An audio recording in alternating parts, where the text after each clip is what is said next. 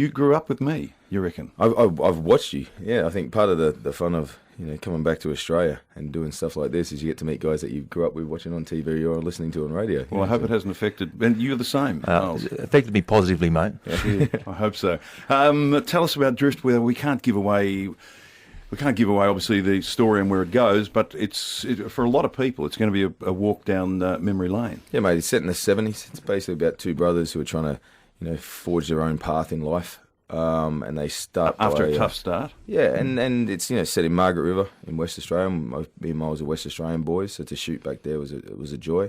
Set in the world of surfing on that era in the 70s when surfing became out of the fringe and into the mainstream because guys in their backyards started kind of taking control of their own destinies in the sport and the industry. Yes, and once the boys get to a point of starting up their own business, that's when a lot of the trouble starts. Yeah, that's right. One of the things Myles wanted was he didn't want it to be a documentary, but we both have heard a lot about myths that old surfers had told us about what had gone on in the olden days and all the stories that we heard growing up around campfires from these guys, and we want to put them all together in an awesome fictional kind of family movie. And it's real, and it happened. It's a part of our history. It's a definitive part of our identity as Australians. These brands, they came through like Quicksilver, Rip Curl, Billabong, and they became global conglomerates. They're huge, and it's so inspiring to know that these little backyard companies became powerhouses on the international scene. Was it's based on a true story, or is it loosely based an amalgamation on of true stories? Yeah, from how Billabong started and certain things that went down in the 70s with surfers and overseas, kind of dodgy dealings and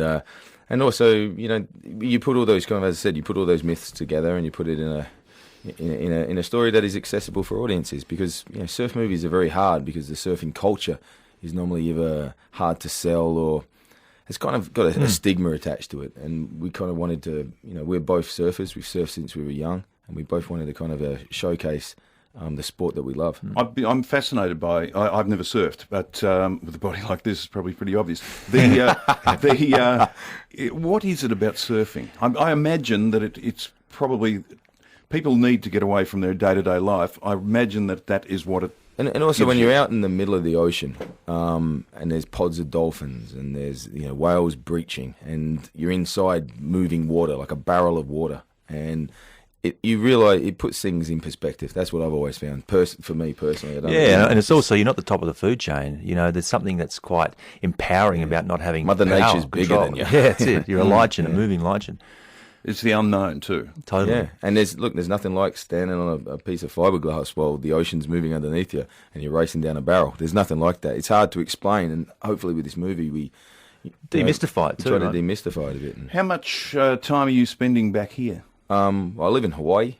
I moved there because I love to surf, to be honest. Sunset Beach? No. I'm not going to tell you where, because otherwise I'll get hounded by paparazzi.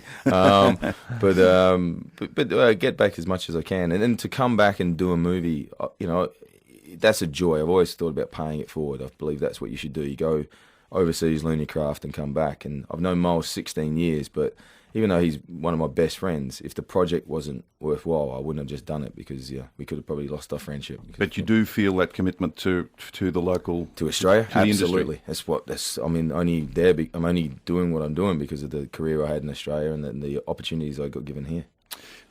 How difficult was it to break through and get to like Avatar? And Jim Cameron risked everything on me. I owe that man everything. I had to work for that job, but.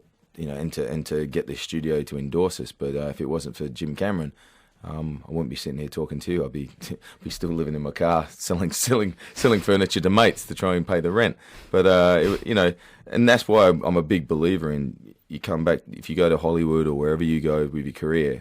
To come back and actually pay it forward and give other people opportunities. Is that a common thread with people who have made it like you have? I believe so. I think it's getting more. People are always out, to help their families first, of course, and help their love and their passion for their craft. But, I've talked to Hugh Jackman and Russell and Abby Cornish, people like that, and there's a in my industry in particular, there's a great camaraderie in bringing it back to Australia. The Myles, where to from here for you? What's next on the I've got a feature that I'm doing in June in WA, which will be a lot of fun. I'm still building a slate with the company we set up, Worldwide Mind Films, so we want to try and make a few more films. And I'm also directing something at the end of this year, start of next year, and writing. So I'm trying to do the whole gamut. There's a prime example. Like, Myles has had a career. He was in McLeod's Daughters for many years. He had a successful career, and then your career goes ups and downs, and then his passion for this project has been over for 7 years. It took this guy to get this to make, and I'm only here for him because he's that tenacity.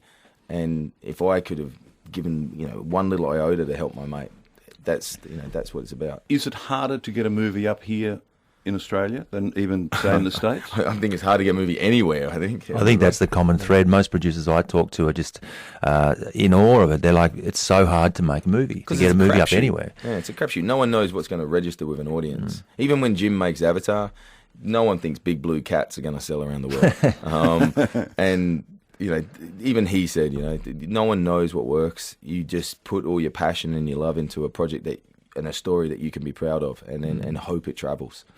One of the things I loved about the movie, and it starts sort of in the 60s into the 70s, but to see the old green Holden panel van and the Sandman, the combi, sort of took me back to the drive-in. It's nice, man. I used to have a yellow, what is it? I had a 67 EK Ute I used to have, which I bought off a movie from Brian Brown. It was a dodgy lemon, and Brian owes me. But and he told me, he said, never buy a car from a movie, you young fool. But, well, it's great to meet you, and to both of you, I hope it's a huge success. Drift, it's in cinemas May 3rd, I think. That's it. So good luck, and lovely to meet you, and I'm glad I've been a part of your life. No worries, mate. Thank you for having us on. That's terrific. Sam Worthington and Myles Pollard, the movie is called Drift.